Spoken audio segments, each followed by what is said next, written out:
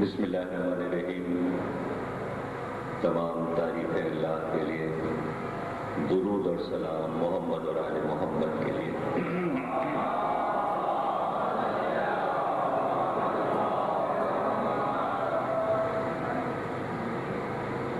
مجلس عزا بسلسلہ وفات حضرت ام البنین صلوات اللہ السلام علیہ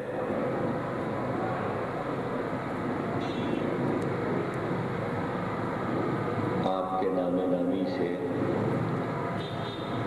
مومنین، عزادار اور ماتمدار بہت اچھی طرح واقف ہیں۔ باب الحوائج حضرت عباس علمدار کی والدہ گرامی،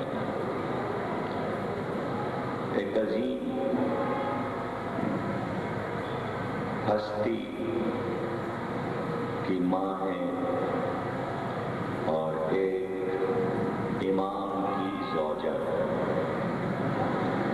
مولا کائنات علی ابن ابی طالب صلوات اللہ السلام علیہ۔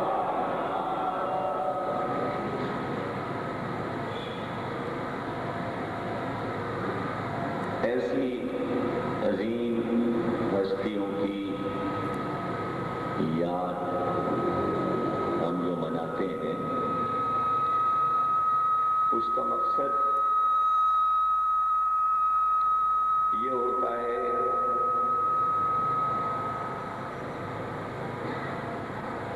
کہ ان ہستیوں کی جو خدمات ہیں، جو ان کے کارنامے، ان کا ذکر کر کے ایک تو یہ کہ ثواب میں شامل ہو جائیں، ظاہر ہے کہ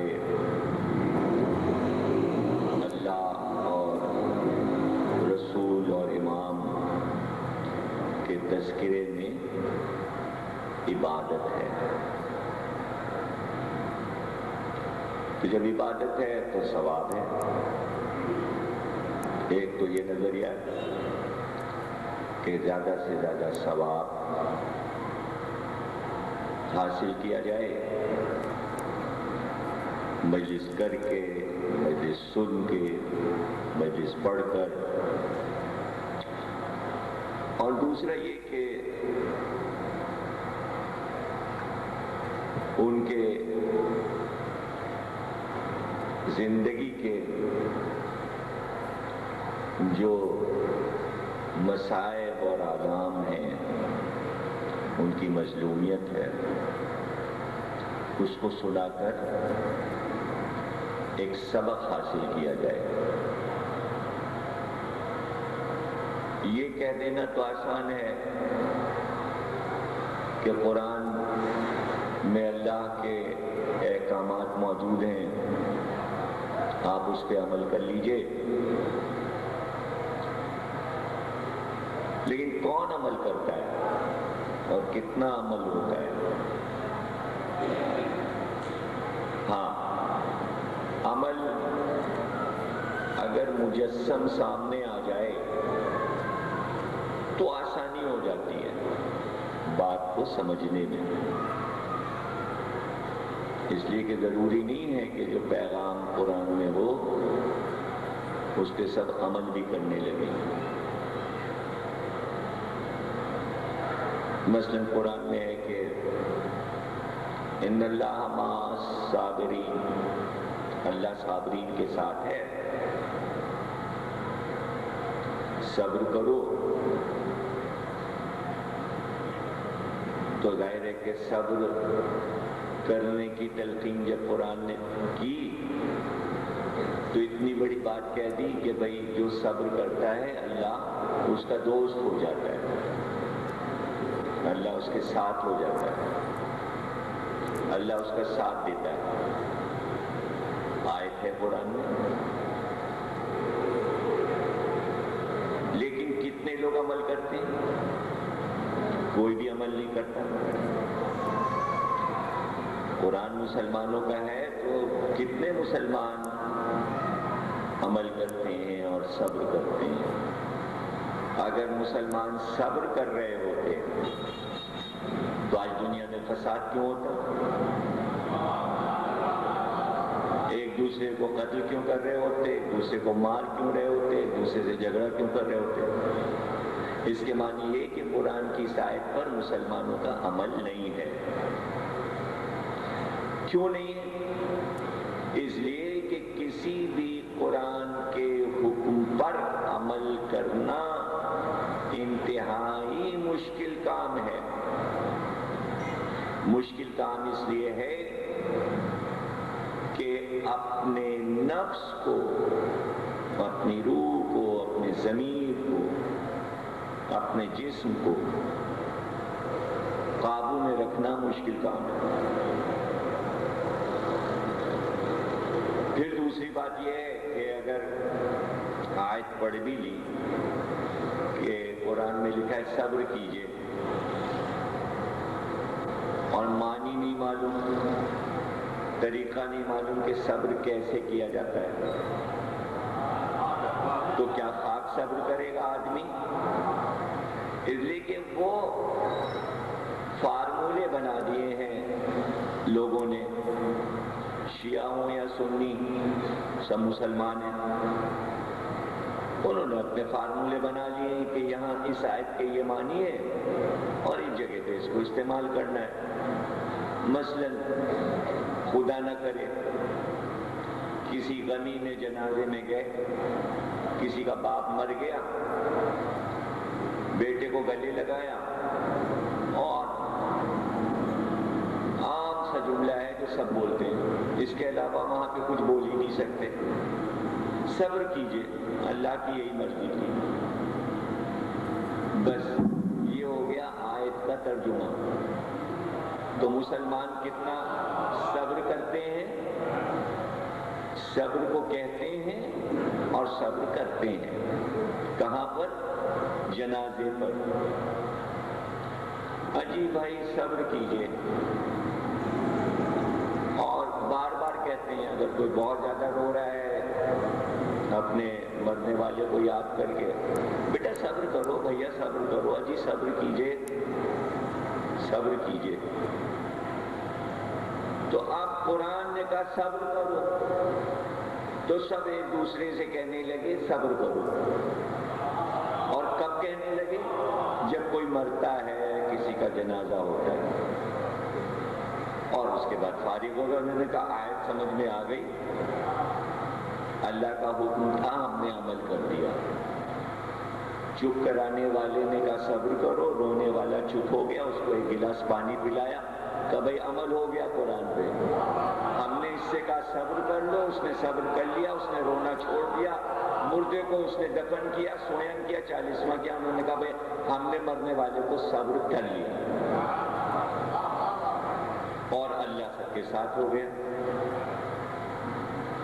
یہی بات ہے کہ جہاں پر رسول اللہ نے یہ کہا تھا کہ میں تم میں دو گراں قدر چیزیں چھوڑ رہا ہوں، ایک قرآن اور ایک اہل بیت۔ اہل بیت کو چھوڑنے کا یہ نتیجہ ہوا کہ قرآن کی آیتوں کے معنی خود ہی لینے لگے اور غلط جگہ پر استعمال کرنے لگے۔ غلط جگہ، اس میں شیعہ سنی سب ایک ہیں، وہ ایک کی کیا وجہ ہے؟ وجہ یہ ہے کہ ہم رہتے ہیں سنیوں کے ساتھ، ہم رہتے ہیں سنیوں کے ملک میں، شیعوں کا اپنا کوئی ملک نہیں ہے، بچپن گزر گیا، صدیاں گزر گئیں سنیوں کے ساتھ رہتے رہتے۔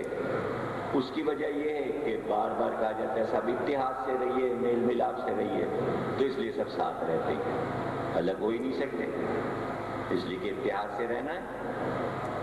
میل ملاپ سے رہنا، محبت سے رہنا، جہاں سنی جائے وہاں شیعہ، جہاں سنی جائے ان کا چلو پاکستان بنا، شیعوں نے کہا چلو ہم بھی چلتے ہیں، ہم تو تمہارا ساتھ چھوڑ ہی نہیں سکتے، اتحاد ہے، سلو ہے، چلو چلو چلو۔ آج سنیوں نے کچھ دن تو ٹھیک ٹھاک سے شیعوں کو رکھا، کوئی 30 32 40 برس، اس کے بعد انہوں نے کہا مارو ان کو، ہنس گئے ہی آ گئے، آجا مارنا شروع کیا، اب مارتے چلے جاتے ہیں، سب دیکھیں صبر کیجئے، دیکھیے بھائی سلو کیجئے اور یہ کیجئے فلانے، مر بھی رہے ہیں، کٹ بھی رہے ہیں، رہیں گے ساتھ میں، اسی کے بھائی بھائی۔ ہاں اگر کسی نے کہا دیکھیے یہ کتنا غلط کام ہو رہا ہے، شیعہ سنی جھگڑا ہو رہا ہے، اچھا اس میں ایک طرفہ ہے، یعنی سنی شیعہ کو تو مار ڈالتا ہے مگر شیعہ کبھی سنی کو نہیں مارتا، وہ کہتا ہے نہیں بھائی ہم ان کے ہاتھ سے کٹ جائیں گے لیکن ہم ان کو ماریں گے نہیں۔ لیکن کبھی کبھی سنی کہہ دیتا آپ نے بھی تو مارا تھا، وہ ایک آواز ہے، حالانکہ وہ جھوٹ ہوتا ہے، اس لیے کہ شیعہ بیچارہ کسی کو مار ہی نہیں سکتا، اس لیے کہ وہ صابر ہے، وہ تو گلا کٹانا جانتا ہے۔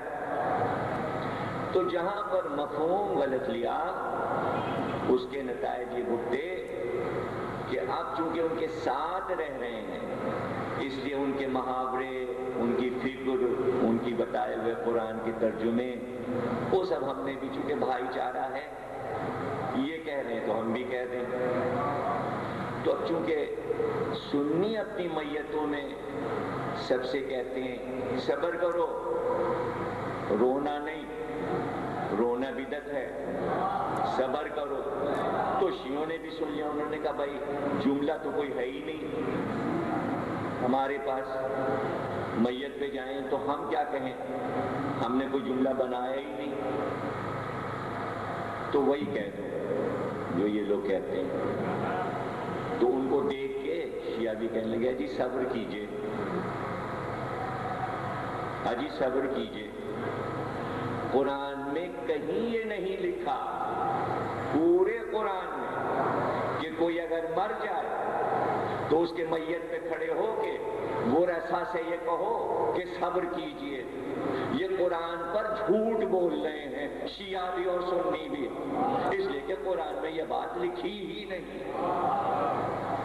کتنی ہلکی بات ہے، شاید 2 آدمیوں نے واہ کی اس لیے کہ کسی کے یہ بات سمجھ میں ہی نہیں آئی، اس لیے کہ اپنا عمل جو صدیوں سے کر رہے ہوں اگر وہ جھوٹ ثابت ہو جائے تو قرآن سے حیرت کو دیکھنے لگتے ہیں کہ ہم کیسے جھوٹے ہو گئے، قرآن کیوں نہیں جھوٹا، قرآن کو جھوٹا بنا دیں گے، اپنی قوم کو جھوٹا نہیں ہونے دیں گے، لیکن قرآن کہتا ہے یہ سب جھوٹے ہیں، قرآن سچا ہے، قرآن جھوٹا ہو نہیں سکتا، ہم سب جھوٹے ہو سکتے ہیں، قرآن جھوٹا نہیں ہو سکتا، اس لیے کہ یہ بات قرآن کبھی کہی نہیں سکتا تھا، اس لیے کہ موت اللہ دیتا ہے، اللہ نے موت دی، سمجھ رہے ہیں آپ؟ تو اگر موت پہ آپ نے یہ کہا کہ صبر کرو یعنی گویا اللہ نے ظلم کیا ہے، تم سے مردہ چھینا ہے تو تم صبر کرو، اللہ عادل نہ رہا، اللہ ظالم ثابت ہو گیا اس لفظ صبر سے،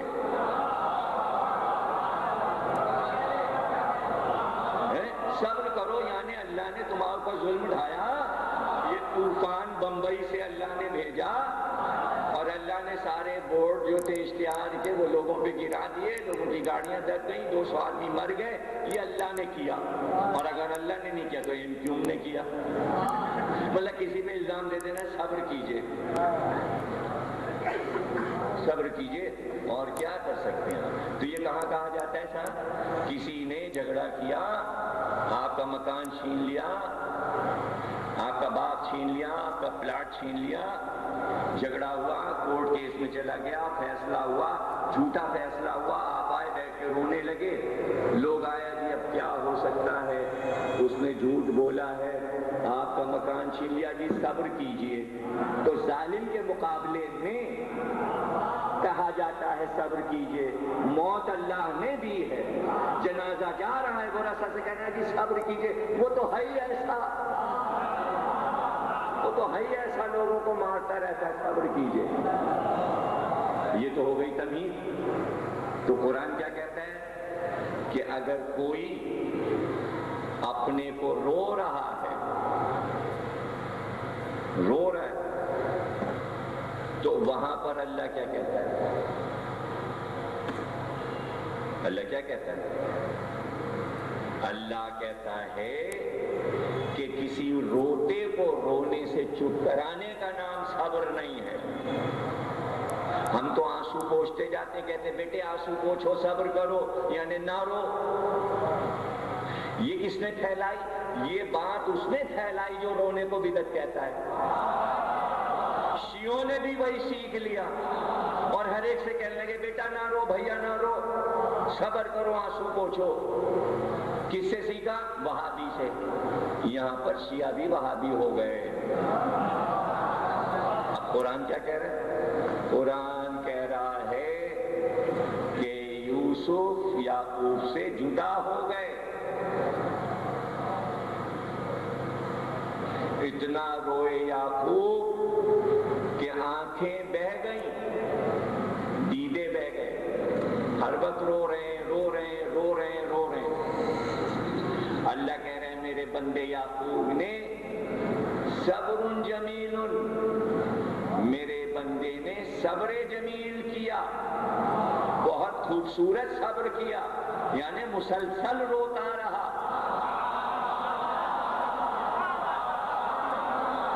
جو روئے اس کو کہتے ہیں صابر، جو بے انتہا روئے، یحییٰ روئے، زکریا روئے، عیسیٰ روئے، یعقوب روئے، ایوب روئے، آدم روئے، اللہ نے کہا یہ سب صابرین تھے۔ اللہ صابر کے ساتھ ہے، جو پیغمبروں کی طرح روئے، چیخ چیخ کر ماتم کرے، وہ صابر ہے، اور اس کے ساتھ ہے اللہ۔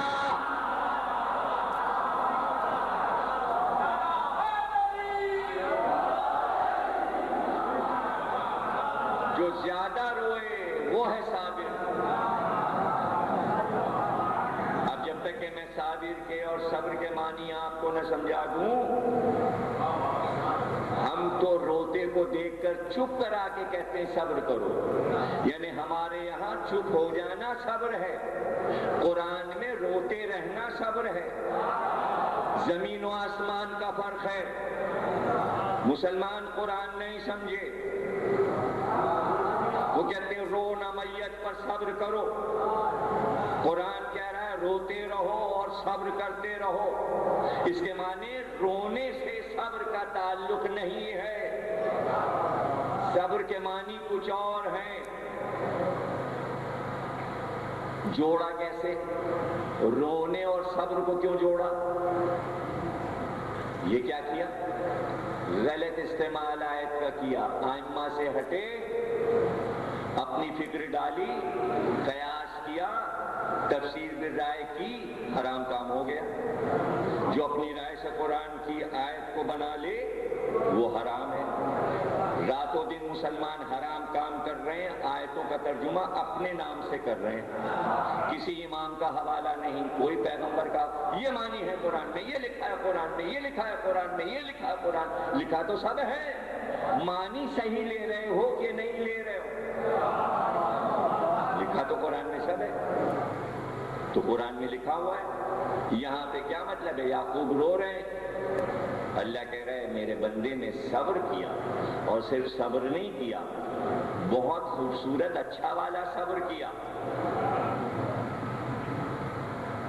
تو یہ تو پتہ لگانا پڑے گا کہ بھئی ہم لوگ تو یہی سمجھ رہے تھے کہ جو روے تو بے صبری ہے، اللہ تو کہہ رہا ہے کہ نہیں، رونا بے صبری تھوڑی ہے، رونا تو صبر ہے۔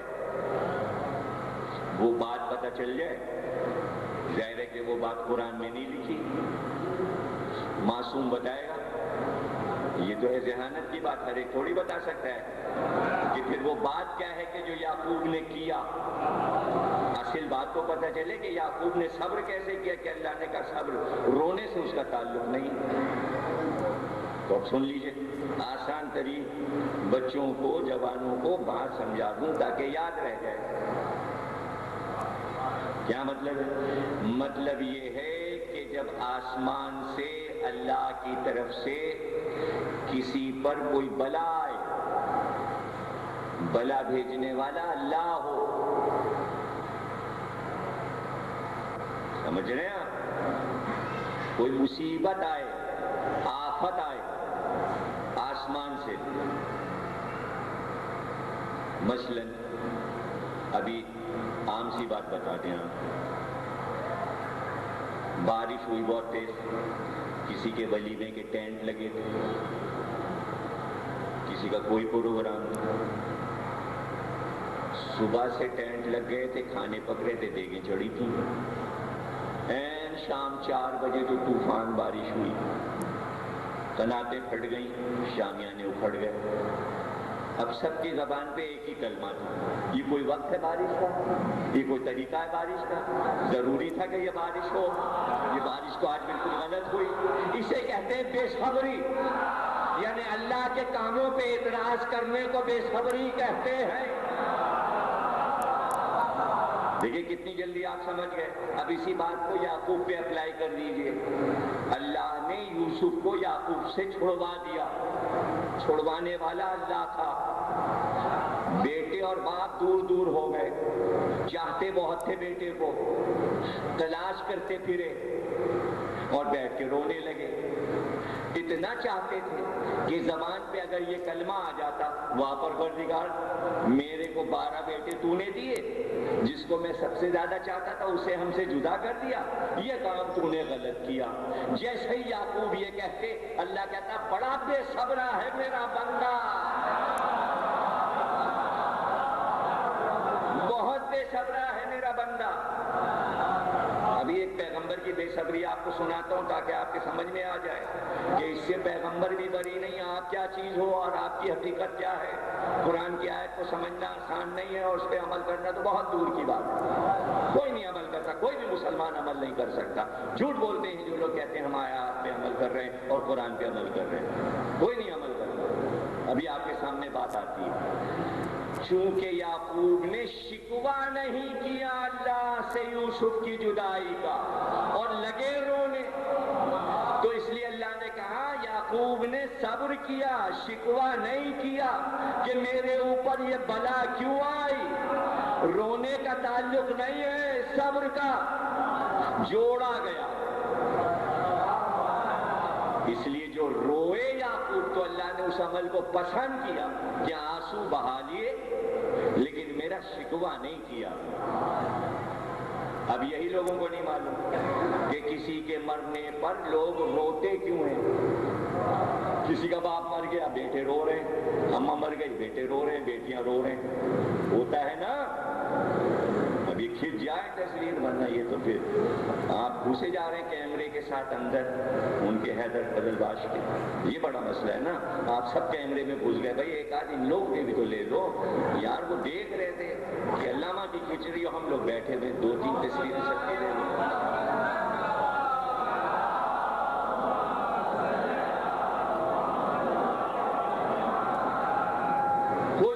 خوش ہو گئے بھائی، نہیں ادھر کی بھی کھینچ رہے، چھپا دینا یہ مجمع کی تصویر، چاہے میری نہ چھپا۔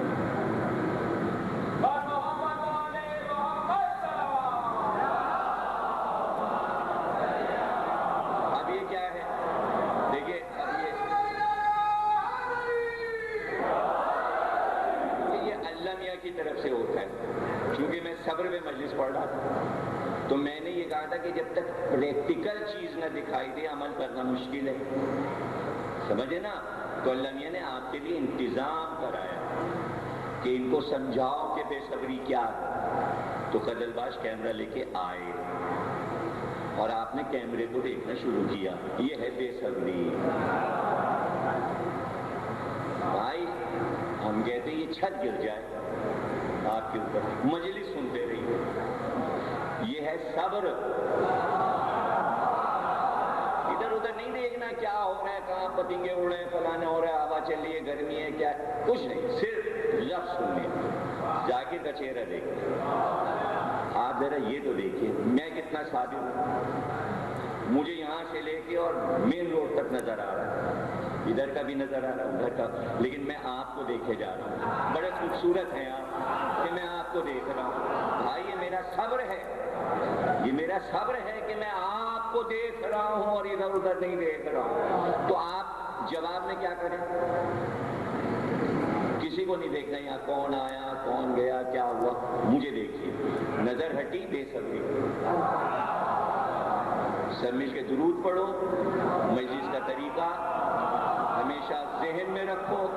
ذاکر سے آنکھیں ملی رہیں, کچھ بھی ہو رہا ہو کچھ خبر نہ ہو تمہیں. اس کے معنی تم مجلس نہیں سن رہے تھے اگر ادھر ادھر دیکھ لیا. دیکھیں عبادت کی تعریف یہ ہے کہ نہ ادھر دیکھنا ہے, خود وہی حرکت کریں گے مجلس میں بیٹھ کے اور واما کریں گے ان کے اوپر. آپ کو بھی یہ نہیں کرنا ہے. یوں سامنے کون یہاں آ کے رکا کچھ نہیں پتا ہمیں, ہم مجلس سن رہے ہیں بس. عشق ہے آپ کو یوسف سے, رو رہے ہیں. ادھر ادھر دنیا کے کاموں سے کوئی تعلق نہیں ہے حضرت زکریا اور حضرت آدم کا. اس لیے یہ بڑے لوگ بنے ہیں, اس لیے اللہ ان کی تعریف کرتا ہے. تو اپنی تعریف کرایا کیجئے اللہ کی نظر میں. حدیثوں کے مصداق بنا کیجئے. اتنا ذہن لگا رہے مجلس اور ایک ایک لفظ میں. تو کیا کہہ رہا تھا میں؟ جناب یعقوب نے اللہ سے شکوہ نہیں کیا.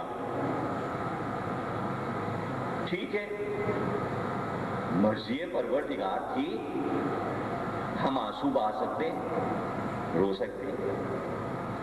تو اب یہ فلسفہ جو ہمارے یہاں آیا کہ سویم میں مجلس رکھ دو امام حسین, پھر چیلم میں مجلس رکھ دو, کیوں؟ اس لیے کہ جتنے وہ رسا ہیں وہ بیٹھ کے دل بھر کے رو لے.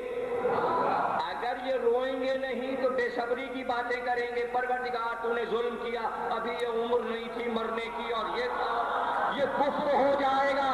کفر سے بچانے کے لیے صابرین میں شامل کر کے بٹھا دیا, اس لیے مجلس رکھی.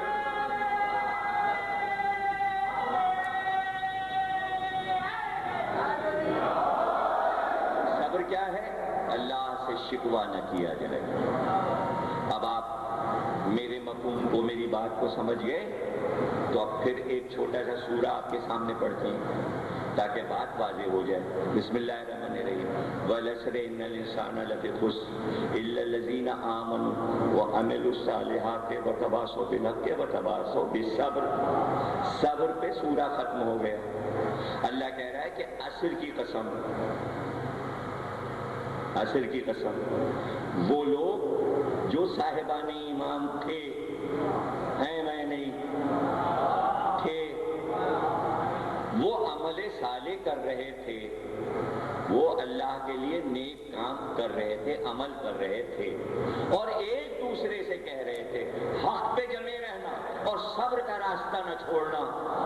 امام صادق سے پوچھا گیا وہ کون لوگ تھے؟ کہا وہ کربلا والے. کون تھے؟ کربلا والے. اور اگر کوئی پوچھے آپ سے کیسے کربلا والے, تو بھائی والعصر, عصر کسی واقعے میں ہے ہی نہیں. جہاں وقت عصر ہے وہی واقعہ اگر بدر میں عصر ہے تو وہ ہے, احد میں عصر ہے تو وہ ہے. عصر عاشور تو ایک ہی ہے تاریخ میں, تو اسی کی قسم اللہ نے کھا لی. عصر کا ہنگام کربلا میں سب سے زبردست. اور وہ ایک دوسرے سے کہہ رہے تھے صبر کرنا. کیوں کہہ رہے تھے؟ اس لیے کہ دنیا کا سب سے بڑا واقعہ کربلا ہے جس میں مظالم کی حد ہو گئی.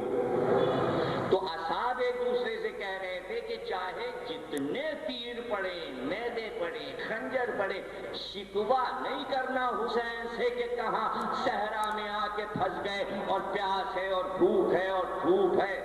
شکوہ نہیں کرنا ہے, صبر کرنا ہے.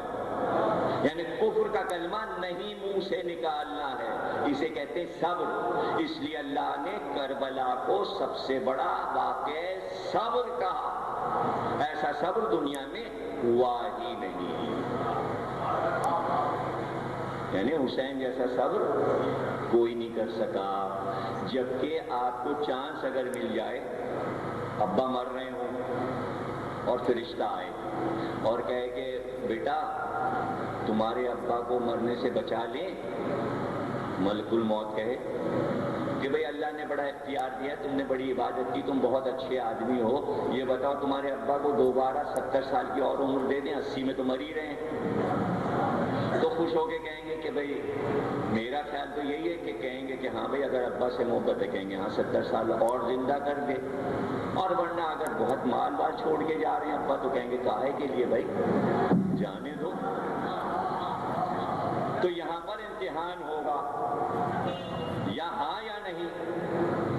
اختیار اگر مل جائے، اور سب کو اختیار ملتا نہیں، تو امتحان کی گھڑی کہاں آتی ہے؟ جہاں اختیار ملتا ہے. ملک نے امام حسین کو اختیار دیا، تم چاہو تو دنیا فتح کر لو، چاہو تو شہادت نہ ہو، یہ ساری کائنات اور فضا جو ہے تمہاری مدد کرے، فرشتے اتر آئیں، زمین پھٹ جائے، یزیدی اس میں سما جائیں اور سب کو بچا لیا جائے. یہ تھی امتحان کی گھڑی. یعنی حسین کے پاس اختیار تھا، اس کے بعد صبر کیا. اس لیے حسین سے بڑا صابر نہیں کہ ہمیں اگر اختیار بھی مل جائے تو ہمارے امکان میں صبر نہیں ہے، لیکن وہاں اتنا اختیار ہے کہ اختیار کے باوجود صبر کر رہے ہیں. اب ذرا آپ سوچئے کہ اگر اتنی بہت ساری تقریر آپ کے سمجھ میں آ گئی اور لائٹ بھی آ گئی ہے اور شاید پنکھے بھی چل جائیں اور کچھ آپ کی بے صبری ختم ہو جائے، کہ آپ شکوہ کریں اللہ سے کہ آج ہی گرمی ڈالنی تھی؟ نہیں، اللہ کے ذکر میں، رسول کے ذکر میں کیسی گرمی کیسی سردی کسی چیز کا احساس ہی نہیں ہوتا. اسی لیے تو ہم صابرین کہلاتے ہیں. رونا اپنی جگہ، شکوہ کرنا، کلمہ کفر منہ سے نکالنا وہ ہے بے صبری. رونے سے اس کا تعلق نہیں ہے، لیکن ہم نے بنا لیا. تو ہم نے اس لیے بنا لیا کہ ہم اس بات کو موڑنا چاہتے ہیں، ہم یہ ثابت کرنا چاہتے ہیں کہ رونا جو ہے وہ غلط ہے. اس لیے ہم بچے سے کہتے ہیں نہ رو، صبر کرو. اچھا اب وہاں تو آپ نے کہہ دیا اس لیے کہ رہی رہے ان کے ساتھ تو انہی کا کلمہ کہیں گے، تو اب ہم الگ کیسے نظر آئیں؟ الگ رکھنے کے لیے امام نے کہا کہ سویم اور 40ویں میں ذکر حسین کر لینا. اگر وہاں تمہیں یہ کہنا ہے کہ نہ رو صبر کرو، تو یہاں کوئی آگے نہیں تم سے کہے گا کہ مجلس میں رو گے تو کوئی نہیں کہے گا کہ صبر کرو نہ رو. کیسا بچایا امام نے آپ کو؟ وہاں جو چاہے کہہ دیجئے، جنازے پہ جو چاہے کہہ دیجئے، جھوٹ بول دیجئے. یہاں جھوٹ نہیں بول سکتے، یہاں رونا ہے، یہاں رونا ہی صبر ہے. اور جب آپ روئیں گے تب اللہ کہے گا ہم صابرین کے ساتھ ہیں. یعنی یہ شکوہ نہیں کرتے، یہ کلمہ کفر نہیں بولتے، صرف روتے ہیں حسین کو. اس لیے روتے ہیں تاکہ رو کے یہ بتائیں کہ حسین نے یہ کلمہ کہا تھا میں وہ شہید ہوں جسے رلا رلا کے مارا گیا. اس لیے رونا واجب، اس لیے کہ میرے امام کو، میرے آقا کو رلا رلا کے مارا گیا. تو رونا جو ہے وہ بے صبری نہیں ہے. اچھا کتنی دیر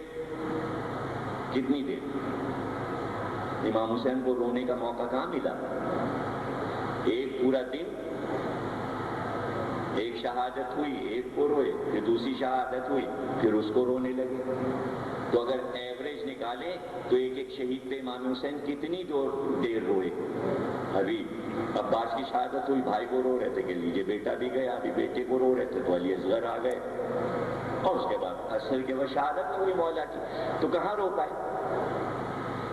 تو اب اللہ ایسا کوئی انتظام کرے کہ حسین دل بھر کے رو نہیں پائے اپنے پیاروں کو، تو حسین کی جگہ پر کچھ رونے والے ہوں. تقریر تو ختم ہو گئی بھائی، آپ کہاں بیٹھے تھے؟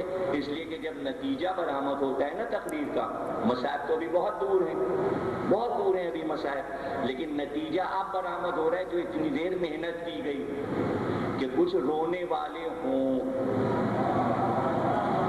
لیکن ایسے کچے آپ جیسے رونے والے نہ ہوں جو امام حسین کی طرف سے روئیں، تو وہ امام حسین جیسے ہو، جیسے حسین روئے، عصمت کا رونا، معصوم رونا، ہمارا رونا، ہم گناہگار، ہم رو رہے ہیں لیکن گناہگار،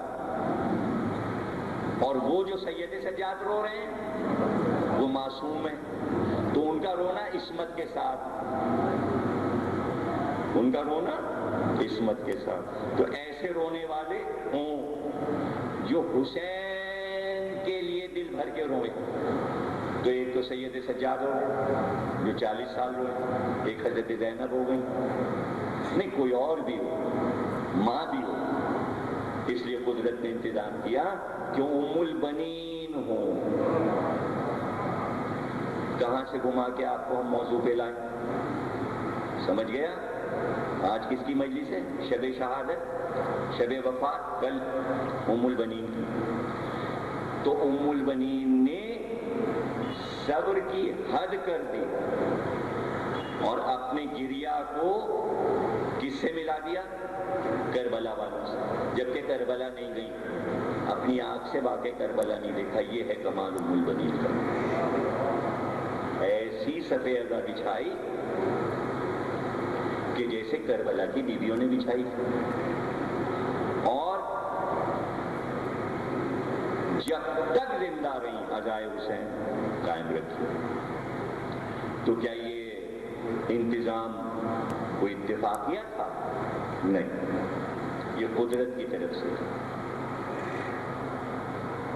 اللہ جب کسی سے کوئی بڑا کام لیتا ہے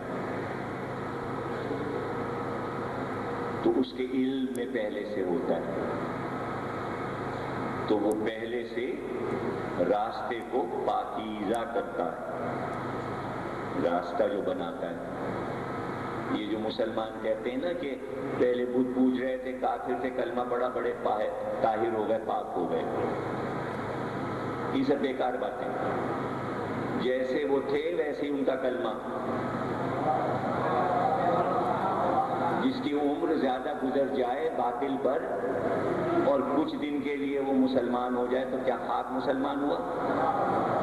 وہ مشکل کام ہے، اسی لیے نہ ہو پائے اور اب تک نہ ہو پائے۔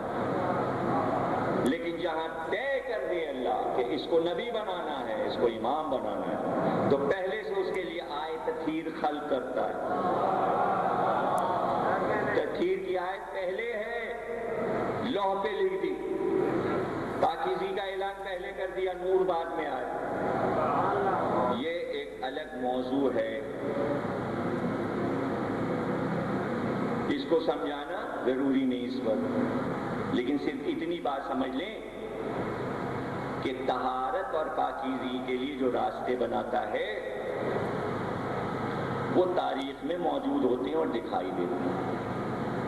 اب دیکھیے بھائی، چونکہ ام البنین سے حسین کا علمدار ظہور میں آنے والا ہے، جس کا نام وفا کے ساتھ پکارا جائے گا، شجاعت کے ساتھ پکارا جائے گا، جس کو حسین کا علمدار کہا جائے گا، سمجھ رہے نا، جسے باب الحوائج کہا جائے گا، تو اب اس کا ننیال، اس کی ماں، اس کے نانا، اس کے نانا کے خاندان کو اللہ پہلے سے پاکیزہ رکھے گا۔ دیکھیے ادھر تو سب سلسلہ آدم سے لے کے اور خاتم تک، عبد المطلب تک، ابو طالب تک، علی تک، سارا سلسلہ اللہ نے پاکیزہ رکھا ہے۔ ادھر کی ذمہ داری جو ہے وہ اچانک ہوگی، کہیں بھی شادی علی کی ہو سکتی ہے، جناب فاطمہ کے بعد حضرت علی کہیں بھی شادی کر سکتے ہیں، لیکن نہیں، انتظام پہلے سے اللہ کرے گا۔ اب وہ انتظام سنیے جو آج کی مجلس کا موضوع ہے۔ وہ تمید تو آپ کو جمع کرنے کے لیے آتے آتے آتے آتے تو ایسی تمیز رکھی کہ جس کے بغیر مجلس سمجھ میں آ جائے، تو جو تمیز کے بعد آئے تو مجلس اب شروع ہو رہی، تاکہ یہ ترکیب میں رکھتا ہوں کہ آخری بندہ بھی آ جائے تو اسے پوری مجلس یاد رہے۔ وہ جو کچھ پڑھا تھا وہ تو مجمع تھا، مجلس تو اب شروع ہو رہی ہے، مجلس تو اب شروع ہو رہی ہے۔ تو جناب عالی قرآن کا نواں سورہ ہے، سورہ توبہ۔ اس میں اللہ نے اسلام کی آخری لڑائی کا بیان کیا ہے، آخری غزوہ، اس کا نام ہے جنگ حنین۔ حنین کا ذکر ہے، پوری تفصیل اس میں ہے۔ تو یہ آخری لڑائی جو عربوں نے رسول اللہ سے لڑی، یہ لڑائی مشہور کیوں ہوئی؟ یہ لڑائی اس لیے مشہور ہوئی کہ بھائی بدر میں لڑے، احد میں لڑے کافر، خندق میں لڑے، خیبر میں لڑے، اور رسول اللہ جیتتے چلے گئے، یہ ہارتے چلے گئے کافر۔ آخر میں جتنے ہارے ہوئے لوگ تھے دھیرے دھیرے وہ سب ایک جگہ جمع ہوئے اور کہنے لگے بھائی ہم سب ہارے ہوئے لوگ مل کر ایک آخری زور لگا دیں اور اسلام کا نام و نشان مٹا دیں۔ ان کا ہاں ٹھیک ہے بھائی چلو آخری کوشش کر لیتے ہیں اسلام کو ختم کرنے کی۔ سب ایک ہو گئے اور ایک قبیلہ تھا، قبیلہ بنی تے، انہوں نے مل کے، اسی تے قبیلے سے آدمی گزرا ہے حاتم تائی، تے قبیلے کو کہتے تائی، جو تے قبیلے کا ہوگا اس کے نام کے ساتھ لگے گا تائی، جیسے بنی ہاشم کے ساتھ لگے گا ہاشمی، سمجھ رہے نا؟ جیسے امیہ کے ساتھ لگے گا اموی، قبیلہ تیم کے ساتھ لگے گا تیمی، سمجھ رہے نا؟ یہ نام اس کے نام کے ساتھ لگ جاتی ہے۔ تو اب تے والوں کو کیا کہیں گے؟ تائی، قبیلہ ریا، ریاہی، برے ریا۔ بنی اسد قبیلے کو کیا کہیں گے؟ اسدی۔ اسی طرح تے کو کیا کہیں گے؟ تائی۔ تو اسی میں گزرا ایک شخص حاتم تائی جو بڑا سخی تھا اسی قبیلے میں۔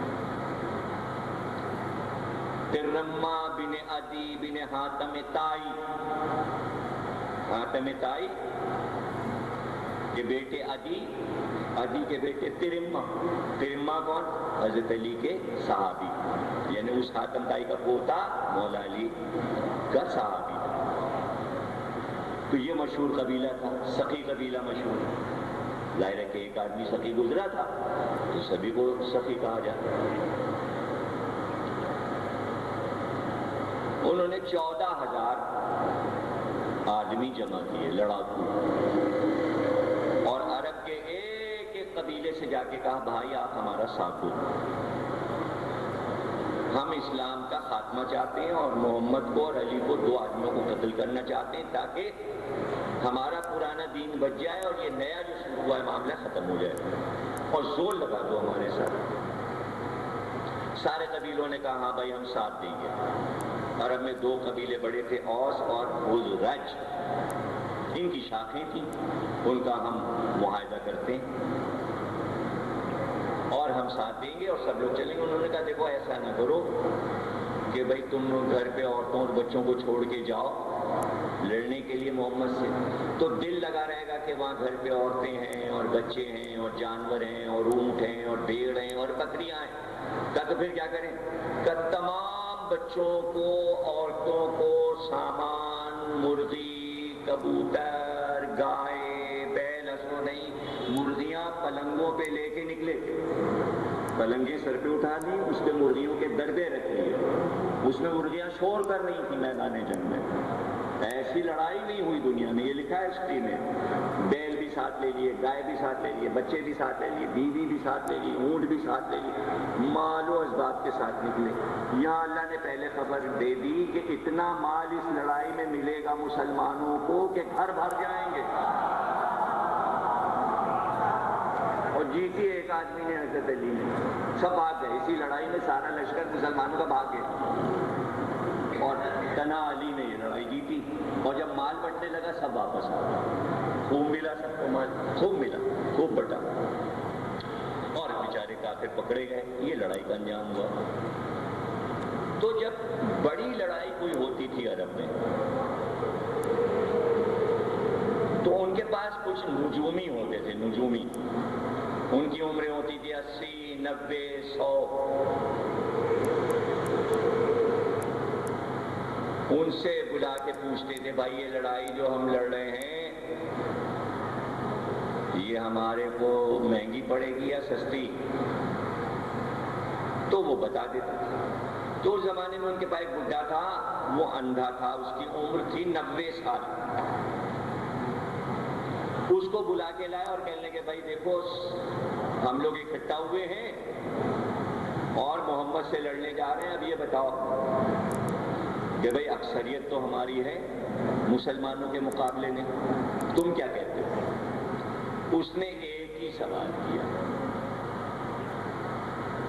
اور پھر اس کی بات بھی نہیں مانی کافروں نے، اس لیے کہ انہیں اپنی اکثریت پہ غرور تھا۔ اکثریت پہ غرور ہو جاتا ہے، اس کی بات اگر مان لیتے، بڈھے کی بلایا بھی اور بات بھی نہیں مانی۔ اس سے پوچھا کہ کیا ہم فتح پائیں گے؟ تو اس نے ایک سوال کیا، اس نے کہا یہ بتاؤ کہ تمہارے ساتھ جو قبیلے آئے ہیں اس میں قبیلہ بنی کلاب بھی آیا ہے؟ لوگوں نے کہا وہ قبیلہ ہمارے ساتھ نہیں آیا، وہ کہہ رہا ہم تمہارے ساتھ لڑنے نہیں جائیں گے۔ کہا تو کم بختی ہو، تم لڑائی ہار گئے، تم پہ نحوست آ گئی۔ اگر قبیلہ بنی کلاب کسی کے ساتھ نہ ہو تو وہ لشکر ہار جاتا ہے، اس لیے کہ ان سے بہادر کوئی ہے نہیں۔ بس جناب یہ واقعہ سنانے میں دیر تو لگی، لیکن آپ کو کچھ تبرکات مل جائیں گے اور آپ کو فائدہ ہو جائے گا۔ جزیات سنانے میں آگے کا جو معاملہ ہوتا ہے مال مسالہ وہ مل جاتا ہے اور ذہن میں رہ جاتا ہے۔ جناب عقیل کو حضرت علی نے ایک دن بلایا، اپنے بڑے بھائی کو۔ عقیل حضرت علی سے 20 سال بڑے ہیں، سمجھے نا، 20 سال بڑے، بڑا بھائی، اور کہنے کہ بھائی عقیل میں یہ چاہتا ہوں ایک عقد کرنا، لیکن چاہتا ہوں کہ کوئی بہت شجاع قبیلے کی بیٹی ہو، جس سے جو بیٹا پیدا ہو وہ حسین کی مدد کرے۔ جناب عقیل نے بات سن لی اور اس کے بعد کہنے لگے کہ بھائی ہم آپ کو مشورہ دیتے ہیں، مدینے سے باہر ایک قبیلہ ہے، قبیلہ بنی کلاب، اس میں شادی کر لیجئے۔ حضرت علی نے کہا تم نے فیصلہ کر دیا، پیغام لے کے جاؤ۔ اب عقیل جو ہیں وہ قبیلوں کی پہچان رکھتے ہیں۔ وہ بڈھا تو مر گیا ہوگا 90 سال والا، لیکن اس نے عربوں کو بتا دیا کہ تم سب مل کر بھی علی سے اور محمد سے نہیں لڑ سکتے، اور اگر قبیلہ بنی کلاب نہیں آیا تو تم پہ نحوست ہے، تم شکست کھا جاؤ گے۔ اس کے معنی واحد قبیلہ بنی کلاب تھا، اگر کسی کے ساتھ ہو جائے تو فتح ہو جاتی تھی۔ یہ ہے عباس کا ننیال۔ اب یہاں پر آپ ذرا غور کیجئے رک کر، میں نے شروع میں کیا کہا تھا کہ جب اللہ کسی عظیم ہستی کو دنیا میں بھیجتا ہے تو راستہ پہلے سے پاکیزہ رکھتا ہے۔ آپ نے مزہ ہی نہیں لیا میری بات کا۔ محنت اور پسینے کی مزدوری دے دیا کیجئے، اس سے پہلے کہ پسینہ خشک ہو۔ تو بھائی کہاں خشک ہوا ہے؟ خشک کر لوں؟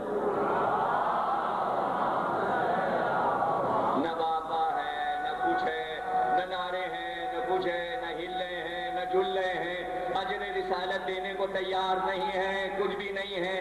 کتنی بار، کم سے کم 200 بار اسی امام باڑے میں اسی منبر سے ہاتھ اٹھوا کے بتا چکے واقعہ کیسے ہوتی ہے، اور جب آپ مجلس پڑھنے بھول گئے۔ قبیلہ بنی کلاب لڑنے نہیں آیا، اور اگر آ جاتا تو قیامت تک ہسٹری میں لکھا جاتا کہ یہ حضرت عباس جو امام حسین کے علمدار ہیں، ان کا ننیال محمد سے لڑنے آیا تھا۔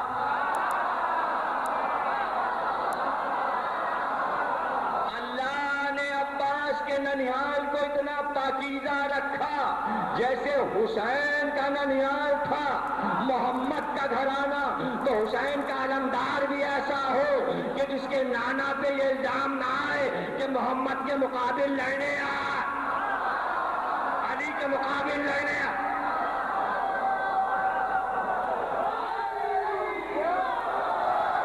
قدرت نے یہ انتظام کیا۔ یہ قدرت کا انتظام کیوں تھا؟ اب یہ بھی سمجھ لیجیے، شجاعت کے معنی یہ نہیں ہے کہ تلوار نکالا اور گردن اڑا دی، شجاعت کے معنی ہے اعلیٰ نسل ہونا۔ کمینہ کبھی شجاع نہیں ہو سکتا، بد نسلہ کبھی شجاع نہیں ہو سکتا۔ جس کا شجرہ خراب ہوگا اس کو شجاع نہیں کہہ سکتے، اسے دہشت گرد تو کہہ سکتے۔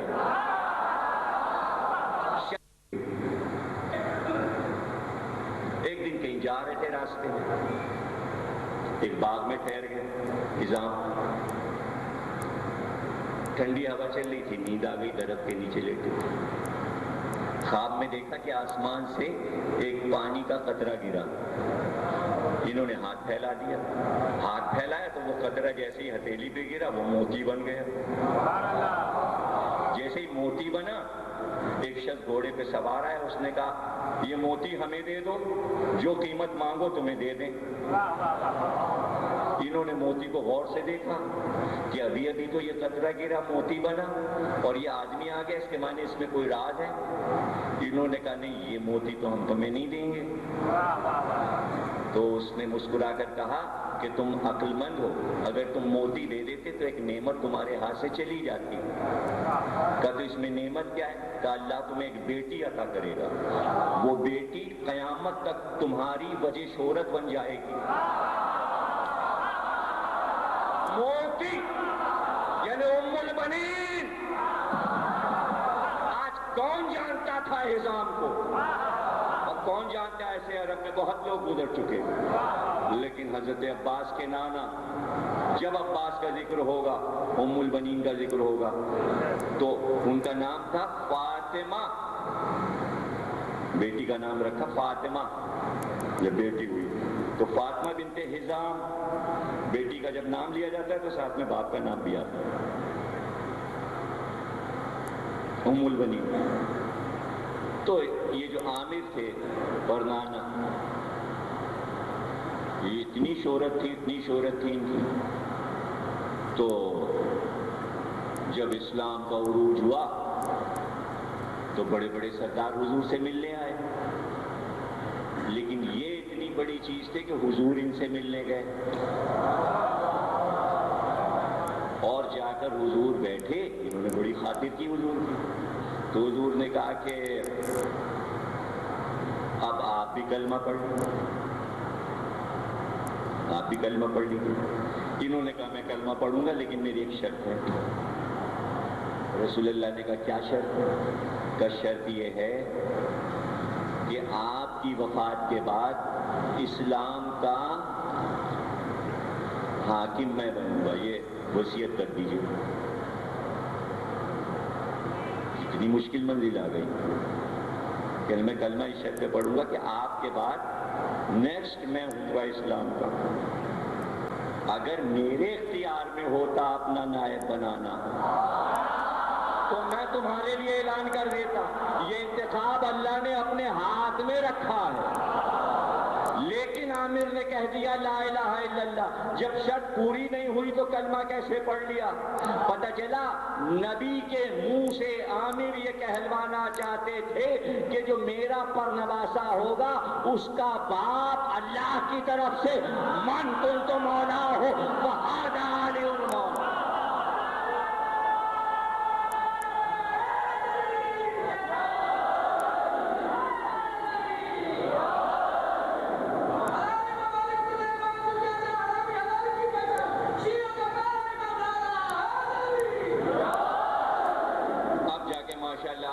صحیح طریقے سے مجلس سن رہے ہیں، اور انشاءاللہ دعا کیجئے کہ پرسوں بھی ایسا ہی آپ لوگ، پرسوں جناب فاطمہ کی شہادت کی مجلس ہے، تو بھائی ایسے ہی سنیے گا، ایسے ہی آئیے گا، تو ذرا دل کو خوشی ہوتی ہے کہ بھائی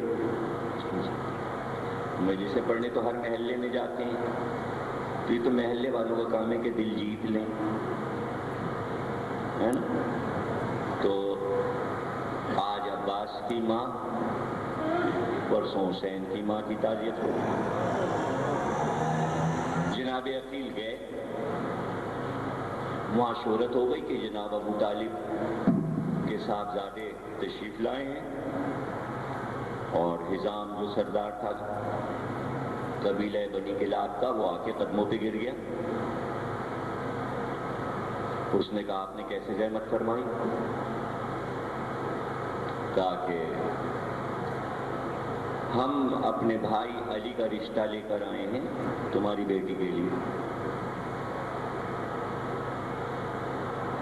تو حزام دوڑتا ہوا اپنی زوجہ کے پاس گیا، اس کا نام تھا سمامہ۔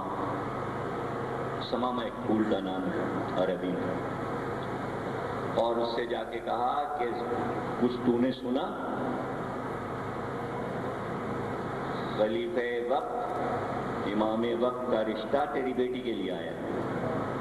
تو اس نے جو جملہ کہا وہ سنیے، بیوی نے یعنی ام البنین کی والدہ نے کہنے لگی کہ جو محمد کا داماد ہے وہ اب میرا داماد بنے گا۔ کیا فخر ہے اس کے لیے، جو محمد کا داماد ہے وہ اب ہمارا داماد بنے گا۔ یہ دیکھیں کتنا بڑا فخر ہے ام البنین کے گھرانے کے لیے۔ تو اس نے جا کے کہا کہ ہم بھی راضی ہیں اور ہماری زوجہ بھی راضی ہے۔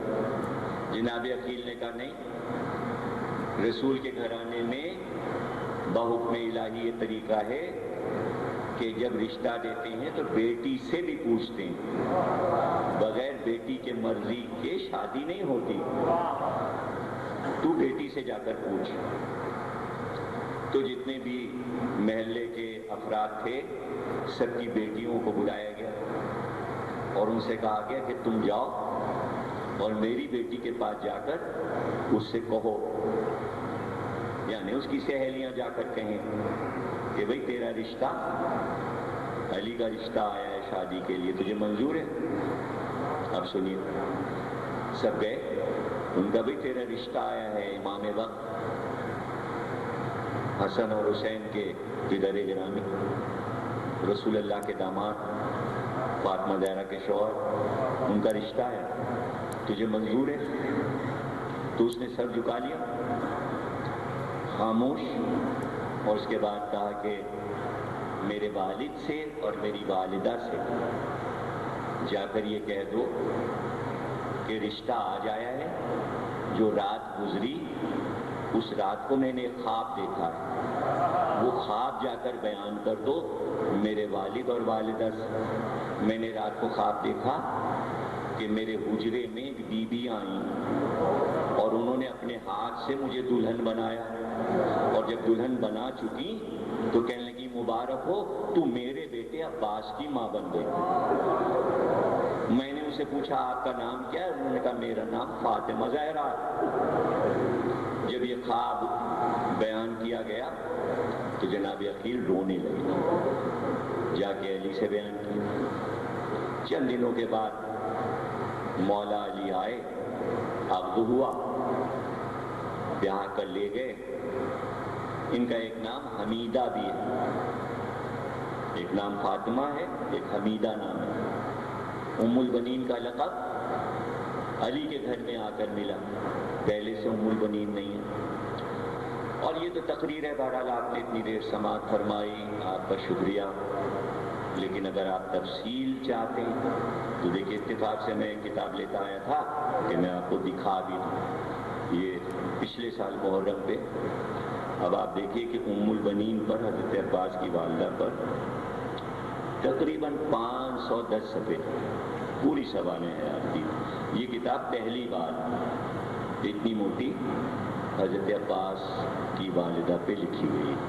بچوں کو، بچیوں کو، سب کو یہ کتاب پڑھنا چاہیے، اور جب آپ اسے پڑھیں گے تو آپ کو اندازہ ہوگا کہ تحقیقی کاموں میں کتنی محنت ہوتی ہے۔ اور کتنا مواد اس میں آپ کو.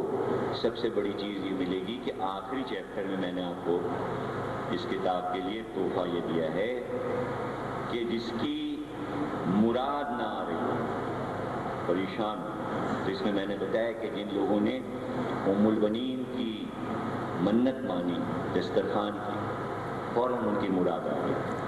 اور اس کے لیے اس میں شرط لکھی ہے میں نے کہ ترکیب کیا ہے دسترخوان.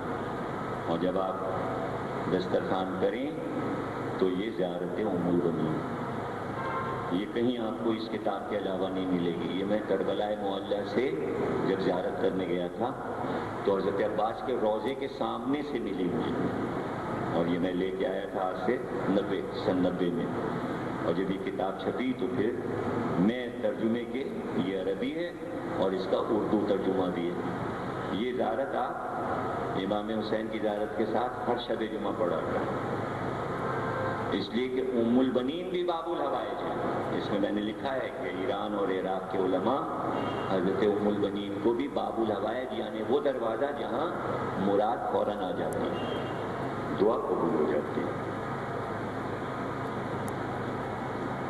تو ظاہر ہے کہ ایک کتاب کا مواد ایک تقریب میں تو نہیں آ سکتا.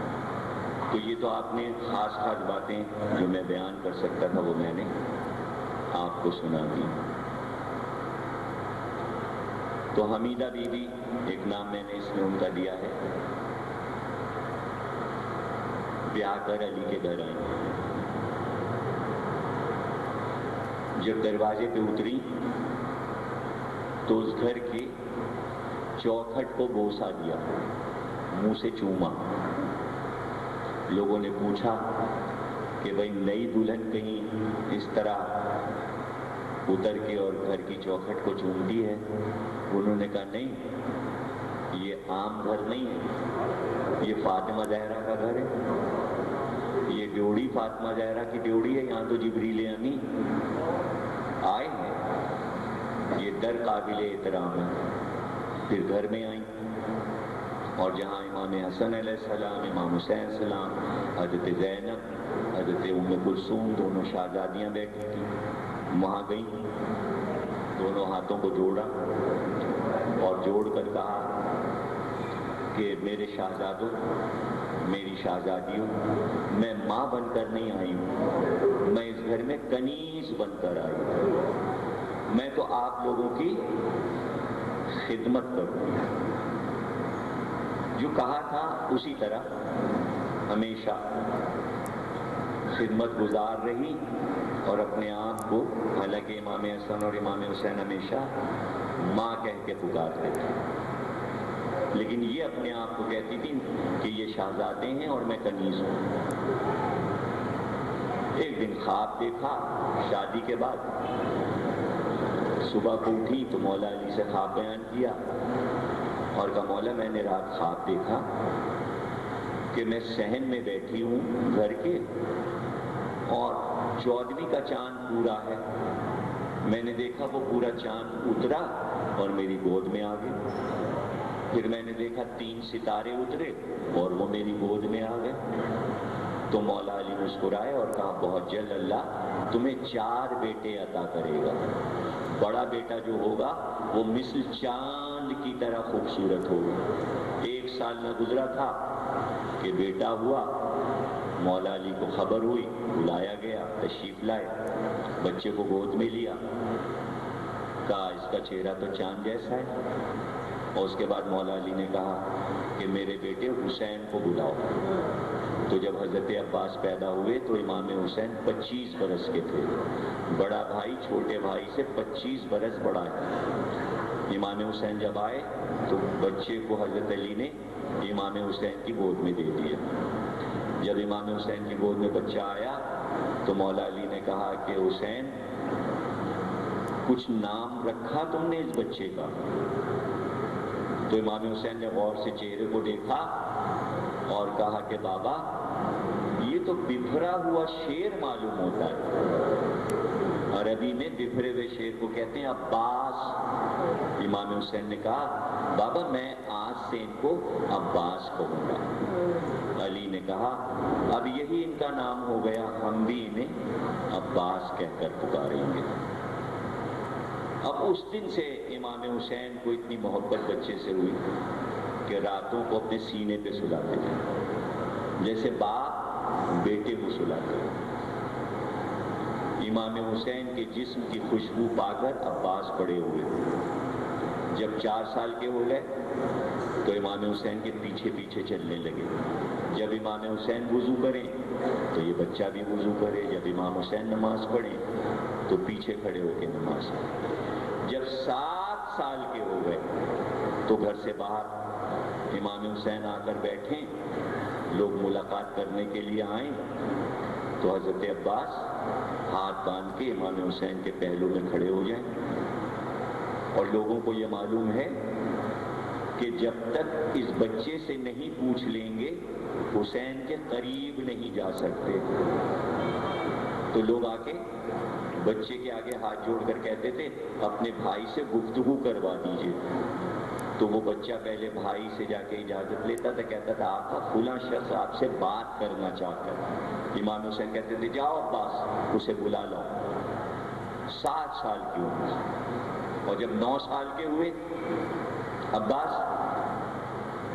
تو دن بھر یہ کام تھا عباس کا کہ محلے کے ایک ایک گھر کے دروازے پہ جا کے پوچھتے تھے پانی تو نہیں ختم ہو گیا تمہارے گھر میں؟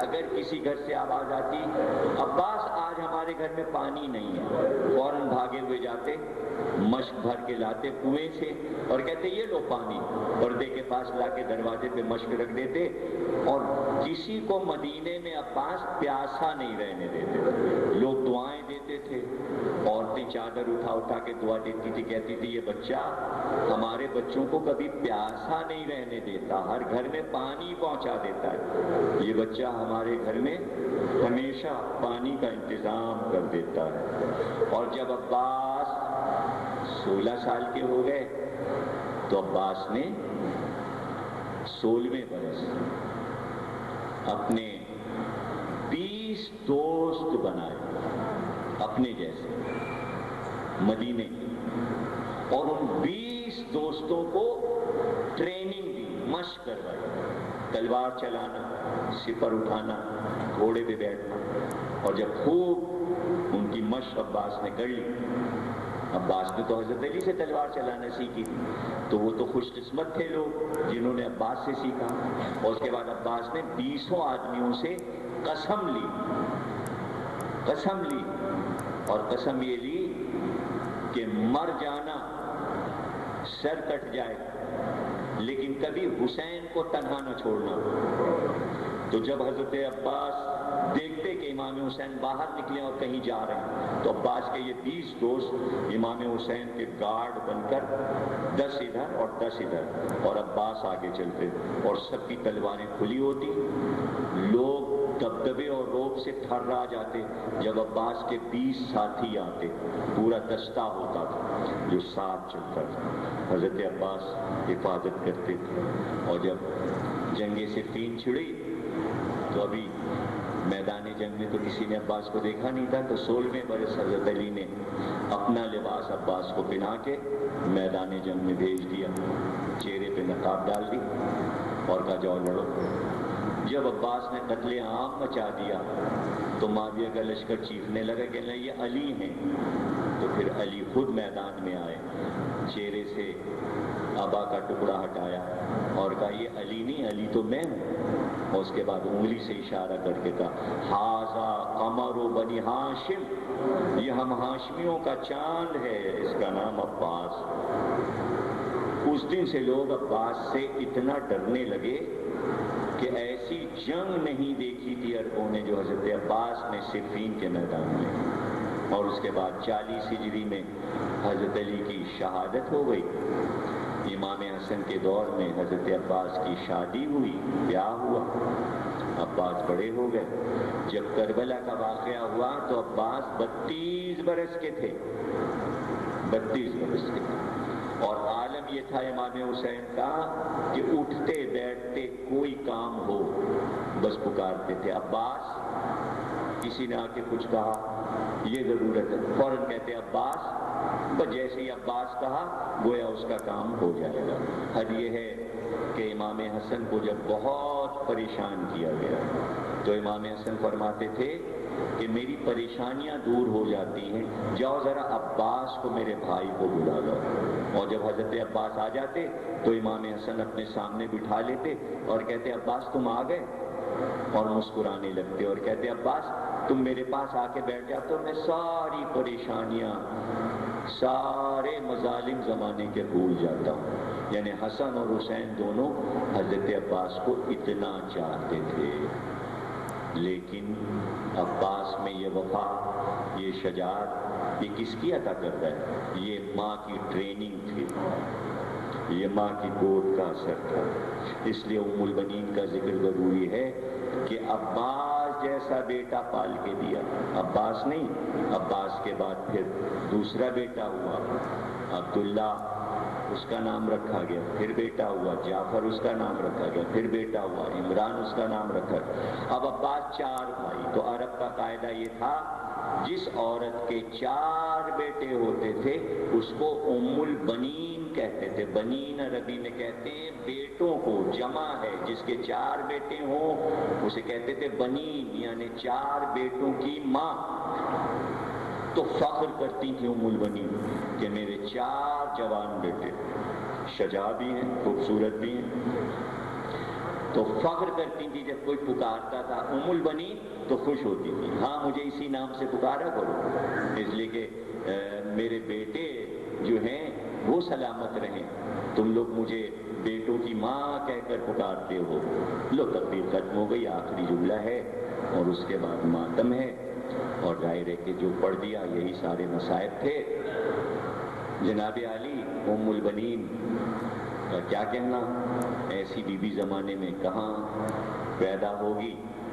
28 رجب کو جب حسین چلنے لگے اور گھوڑے پہ سوار ہونے کا وقت آیا، قافلہ آگے بڑھا اور حضرت عباس بھی گھر سے باہر نکلے اور چاہتے تھے کہ گھوڑے پہ سوار ہو جائیں.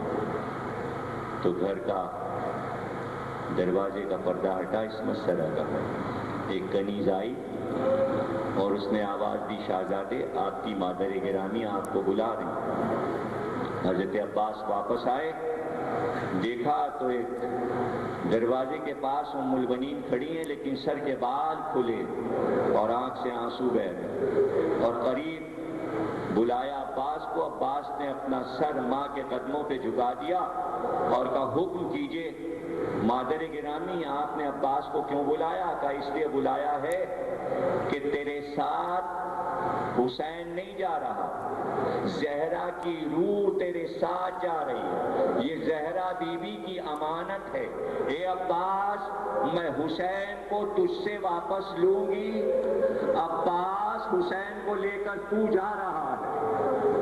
اب ذرا سوچئے کہ بیٹے کی آنکھ سے آنسو گرنے لگے، اس لیے کہ ماں نے ایک ایسی وصیت کر دی ہے کہ عباس حسین کی حفاظت میں اگر جان بھی چلی جائے تو مجھے پرواہ نہیں ہے، مجھے تو حسین کی سلامتی چاہیے. تو اب عباس کے کان میں ہر وقت یہی آواز گونجتی رہتی تھی کہ ام البنین نے یہ کہا تھا عباس زہرا بی بی کا بیٹا تمہارے ساتھ جا رہا ہے، تمہاری حفاظت میں جا رہا ہے. تو اب ماں نے جو بات کہی ہے تاریخ میں یہ بات لکھی جائے گی کہ عباس نے حسین کی حفاظت کس طرح کی. تو یہ تو تاریخ کیسے جواب دیتی کہ حفاظت میں عباس نے کیا کارنامہ کیا. تو یہ اس وقت پتہ چلا کہ عباس نے حسین کی حفاظت کیسے کی اور ماں کی وصیت پہ عمل کیسے کیا.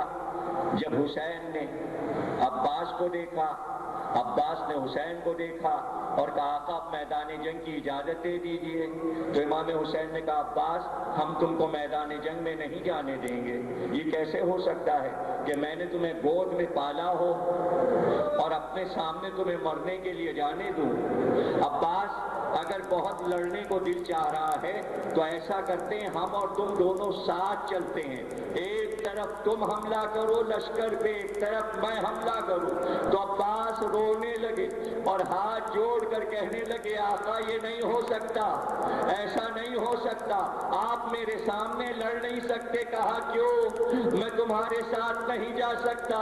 کہا آقا اگر آپ میرے ساتھ لڑیں گے تو میں ایک طرف لڑ رہا ہوں گا، دوسری طرف آپ لڑ رہے ہوں گے، اور اگر میری زندگی میں آپ کے جسم پر ایک تیر لگ گیا تو عباس کی زندگی بیکار ہے۔ تاریخ نے لکھا جب تک عباس زندہ تھے حسین کو نہ ایک تیر لگا نہ ایک نیزہ لگا۔ عباس کی زندگی میں حسین کے جسم پر کوئی زخم نہیں آیا۔ یہی وجہ ہے کہ جب عباس کے لاشے پر حسین پہنچے تو کہا عباس میری کمر ٹوٹ گئی۔ اللہ آسان نہیں ہے یہ بات سمجھنا کہ عباس کی زندگی لشکر حسین کے لیے کیا تھی۔ حسین تو یہی کہہ کے رہ گئے کہ کمر ٹوٹ گئی، لیکن جب عباس خیمے سے چلنے لگے تو راوی کہتا ہے کہ کسی کی رخصت پر ایسا نہیں دیکھا گیا۔ جب عباس چلنے لگے تو ہر بی بی اپنے خیمے سے باہر نکل آئی اور عباس کے گھوڑے کے گرد مجمع لگ گیا، اور بیویاں چلا کے کہتی تھی عباس تم نہ جاؤ، عباس تم نہ جاؤ۔ ایسے میں پھر آگے بڑھی اور کہا شہزادی زینب درے خیمہ پہ بلاتی۔ عباس گھوڑے سے کود پڑے، آئے اور خاک قدم کو زینب کی اٹھا کر سر پہ ڈالا۔ کہ شہزادی حکم دیجئے۔ کہ اب حکم کا وقت نہیں ہے، عباس صرف اس لیے بلایا ہے کہ ایک بات کہنا ہے۔ بچپن سے بابا جب مجھے دیکھتے تھے تو کہتے تھے زینب ایک دن تیرے بازو میں رسی باندھی جائے گی، تو میں کہتی تھی اے بابا جس کا عباس جیسا بھائی ہو اس کی بہن کے بازوؤں میں رسی نہیں بن سکتی۔ لیکن عباس تم جا رہے ہو، خدا حافظ، اب یقین ہو گیا کہ زینب کے بازوؤں میں رسی۔ وہ حسین تھے جو کہہ رہے تھے کمر ٹوٹ گئی، یہ زینب تھی جو کہہ رہی تھی کہ عباس اب یقین ہو گیا زینب کی چادر چھنے گی۔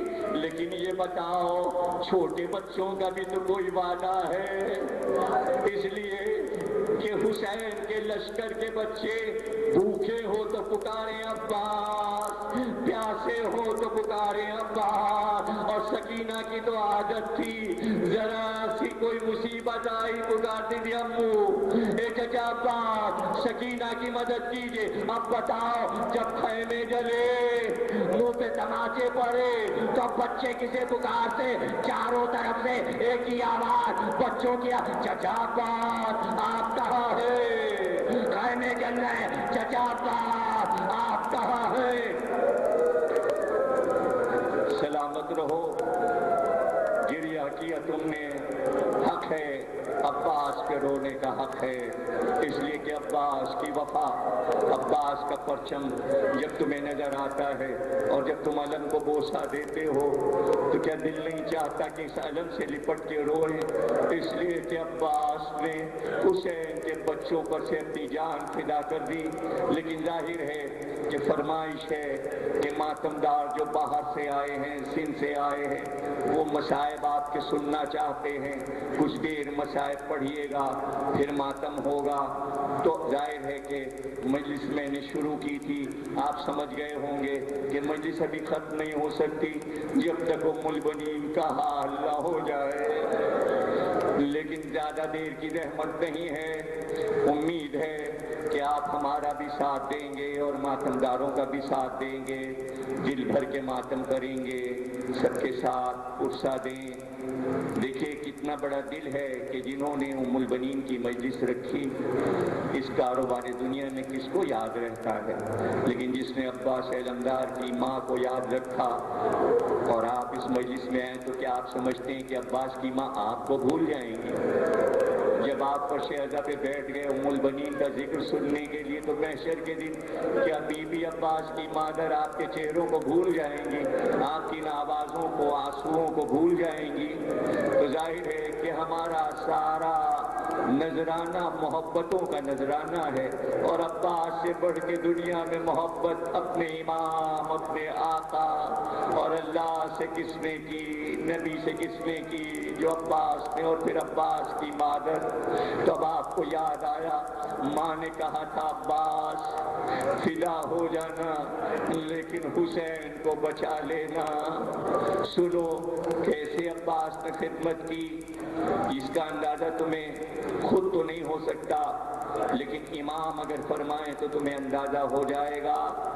واقع کربلا کے بہت دنوں کے بعد، کئی برس کے بعد، 10-12 برس کے بعد، امام زین العابدین علیہ السلام آپ کے چوتھے امام تشریف فرما تھے، باہر اصحاب بھی بیٹھے ہوئے تھے، ایسے میں گھر کا پردہ ہٹا کر ایک شہزادہ بہت خوبصورت لڑکا 12-14 برس کا آیا، باہر آیا۔ جیسے ہی وہ آیا امام کھڑے ہو گئے، اس کو لپٹا کے پیشانی پہ بوسہ دیا، اس کے بعد اپنے بستر پہ بٹھا لیا اپنے پہلو میں، پھر اس سے باتیں کرنے لگے۔ کچھ دیر کے بعد وہ خوبصورت شہزادہ واپس گھر میں چلا گیا۔ لوگوں نے پوچھا کہ آپ تو امام ہیں، اتنے چھوٹے بچے کا آپ نے استقبال کیا اور کھڑے ہو گئے، آپ پہ تو تعظیم واجب نہیں ہے کسی کی؟ کہ نہیں، اس کی تعظیم مجھ پر واجب ہے۔ کہا کیوں؟ کہا یہ میرے چچا عباس کا چھوٹا بیٹا ہے، میں اس کی تعظیم اس لیے کرتا ہوں کہ اس کے باپ نے کربلا میں ہم سب کی حفاظت میں اپنی جان دے دی۔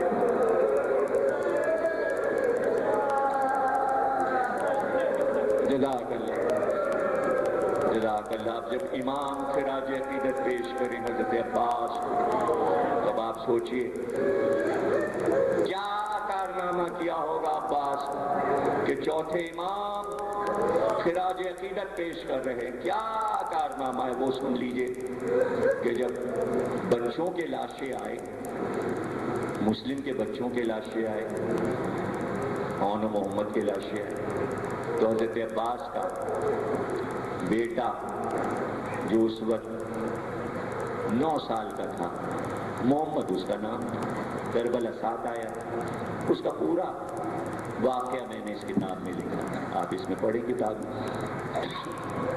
جب دیکھا کہ 9 سال 10 سال کے بچوں کے لاشیں آ گئے، اون و محمد کے لاشیں آ گئے، حضرت عباس خیمے میں گئے اور اپنی زوجہ سے کہنے لگے میرا بیٹا محمد بن عباس کہاں ہے؟ جیسے ہی بیٹے نے بات کی آواز سنی دوڑتا ہوا آ گیا۔ حضرت عباس نے فرمایا کہ بیٹا میدان جنگ میں جاؤ گے، لڑو گے؟ کہا کیوں نہیں لڑیں گے، ہم آپ کے بیٹے، اذن آپ دیں۔ کہا اذن تو آقا دیں گے اور اذن ہم تمہیں دلائیں گے۔ اپنے ہاتھ سے تیار کیا، کمر باندھی، کمر میں تلوار لگائی، سر پہ امامہ باندھا، جب سپاہی بنا دیا تو لے کر آئے امام حسین کے پاس اور کہا کہ غلام زادے کو میدان جنگ کی اجازت دے دیجئے۔ امام حسین نے سر سے پیر تک حضرت عباس کو دیکھا اور کہا اتنے چھوٹے بچے کو میدان جنگ میں عباس بھیجو گے؟ دیکھو تو صبح سے تلواریں چل رہی ہیں، تیر چل رہے ہیں، نیزوں کی بارش ہے، اور یہ بچہ ہے۔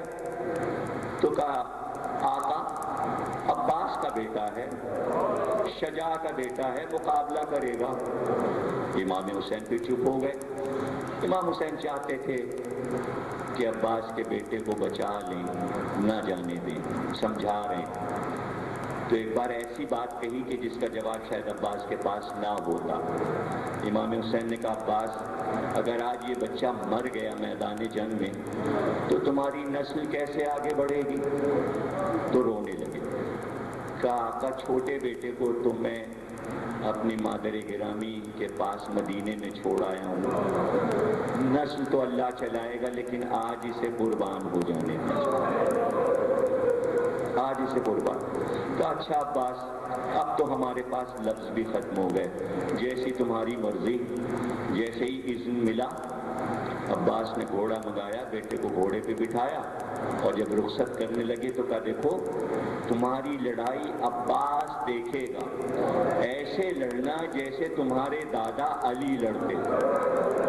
اب جب اتنا بڑا انعام باپ نے دے دیا، بیٹا فخر سے گیا، جا کے حملہ کیا، رجس پڑا، جنگ شروع کی، اور لڑتے ہوئے دور تک محمد بن عباس نکل گئے، چاروں طرف قتل عام کر دیا۔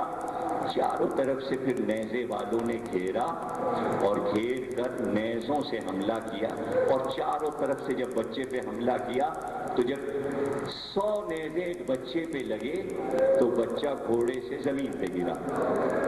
جیسے ہی گھوڑے سے بچہ گرا، گرتے گرتے آواز دی، بابا میرا آخری سلام۔ عباس نے آواز سنی بیٹے کی، گھوڑے پہ جلدی سے سوار ہوئے، لجام فرس کو کھینچا اور گھوڑے کو تیز لے کر میدان کی طرف چلے۔ جیسے ہی گھوڑے کو آگے بڑھایا، دیکھا سامنے سے امام حسین اپنے گھوڑے کو لائے اور اپنے گھوڑے کو سامنے روک دیا، اور عباس کے سینے پر ہاتھ رکھ کر کہنے لگے، عباس کہاں جا رہے ہو؟ کا بیٹا پکار رہا ہے، اس کو اٹھانے جا رہا ہوں۔ تو حسین نے کہا، عباس تمہیں نہیں معلوم ہماری شریعت میں باپ بیٹے کا جنازہ نہیں اٹھاتا، میں جاؤں گا تیرے بیٹے کا لاشا لاؤں گا۔ حسین گئے، عباس کے بیٹے کے لاشے کو اٹھا کے لائے، لیکن جب حسین علی اکبر کا لاشا لے کر چلے تو فرات کی طرف مڑ کر کہا، عباس علی اکبر کا لاشا۔ جو شان ہے گریا کی، آپ اسی طرح گریا کر رہے ہیں، اللہ آپ کو جزائے خیر دے اور آپ کی مرادوں کو پوری کرے۔ دامن پھیلا کر باب الحوائج عباس کی بارگاہ میں جو کچھ مانگنا ہو، در مخصوص سے عباس آپ کے دامنوں کو بھر دیں گے۔ جو تقریر ختم ہوئی، عباس کے بیٹے کا لاشا آیا، پھر عباس نے تینوں بھائیوں کو بلایا اور بلا کر کہا، ماں کی وصیت ہے، میں چاہتا ہوں جیسے بیٹے کی لاش آئی اسی طرح بھائیوں کی لاش آئے۔ 3 بھائی گئے، لڑے، اور تینوں کے لاشیں عباس کے سامنے آئے۔ آخر میں عباس بھی گئے، لیکن جب عباس کے لاشے پر حسین پہنچے تو ایک ہی بات کہی کہ بیٹے کا لاشا آپ نے اٹھایا، میرے تینوں بھائیوں کا لاشا اٹھایا، لیکن میرا لاشا لے کر خیمے میں نہ جائیے گا۔ کہ بھائی کیوں؟ کہ اس لیے سکینہ سے وعدہ کیا تھا کہ پانی لے کر آؤں گا، سکینہ کا وعدہ وفا نہ ہوا، میرا لاشا یہی رہنے دیجیے۔ جزاک اللہ بجنا زحمت کو آپ کی تمام کیا، اور تقریر خاتمے پر پہنچی۔ بیٹی ام البنین کے گھر میں عید کے دن آ گئی، جو تقریر ختم ہو گئی۔ آخر کربلا کے بعد بھی تو عید آئی ہوگی، کچھ جملے میں نے نہیں کہے وہ اب کہوں گا۔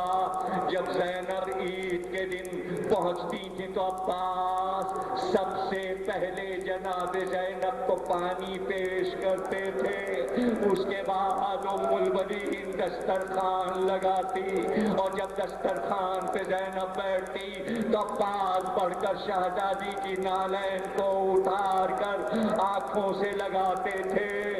بعد کربلا جب عید آئی تو جناب زینب نے کہا، مجھے لے چلو، مجھے ام البنین کے گھر لے چلو، عید کا دن آ گیا۔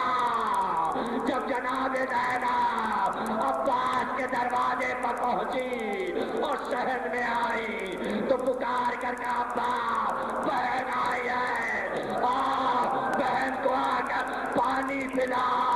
عباس عید کا دن ہے، زینب پکار رہی ہے۔ اللہ اکبر۔ ایک بار ام البنین آگے بڑھی، جناب زینب سے لپٹ گئی۔ ظاہر ہے کہ ایک ماں جس کے 4 بیٹے مارے گئے، ایک بہن جس کے اتنے بھائی کربلا میں مارے گئے، حسین سا بھائی، عباس سا بھائی، ظاہر ہے ایک دوسرے سے لپٹ کر کس طرح روئی ہوں گی ماں بیٹیاں۔ لیکن وہ ام البنین جس نے کبھی جناب زینب سے کچھ نہیں پوچھا، جب سے آئی تھی کربلا سے واپس، ام البنین نے کچھ جناب زینب سے نہیں پوچھا، لیکن آج برداشت نہ ہوا، گریا جاری ہوا تو روتے روتے کا شہزادی میں نے کبھی نہیں پوچھا، لیکن آج آپ سے پوچھتی ہوں کہ ذرا یہ بتائیے کہ جب کوئی شہید ہو کر گھوڑے سے گرتا ہے تو جب زمین پر آتا ہے تو کس طرح گرتا ہے؟ تو جناب زینب نے کہا کہ جب کوئی زخمی گھوڑے سے گرتا ہے تو پہلے اپنے ہاتھوں کو زمین پر ٹیک دیتا ہے، گرتے گرتے تاکہ سنبھل جائے۔ تو رو کے ام البنین نے کہا، اے شہزادی زینب، جب میرا بیٹا عباس گھوڑے سے گرا، میں نے یہ سنا کہ اس کے شانے پہلے ہی کٹ گئے تھے۔ جب میرا بیٹا عباس گرا تو کیسے گرا؟ تو رو کر حضرت زینب نے اپنے سر پر ماتم شروع کیا۔